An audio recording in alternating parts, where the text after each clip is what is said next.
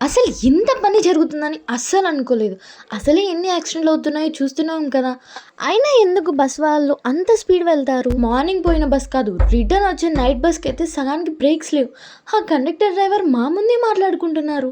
ఇంతకీ ఎక్కడికి వెళ్తున్నామో చెప్పలేదు కదా! మా అక్కకి టెట్ ఎగ్జామ్ ఉంది. ఆల్రెడీ రాసింది, క్వాలిఫై అయింది. స్కోర్ ఇంక్రీజ్ చేసుకోవడానికి మళ్ళీ రాస్తుంది. మా భావస్వామి గారేమో శబరిమల వెళ్ళారు. సో తీసుకెళ్ళడానికి ఎవరు లేరు కాబట్టి నేను, మా అన్న థర్డ్‌గా వెళ్ళాము. మా అక్క, అన్నేమో అంత ప్రశాంతంగా పడుకున్నారు. నాకేమో నిద్రే రావట్లేదు. అయినా వీళ్ళ గుండె ధైర్యానికి మెచ్చుకోవాల్సిందే. అసలు మా నంద్యాలలోనే చాలా కాలేజెస్ సెంటర్‌లా పడ్డాయి.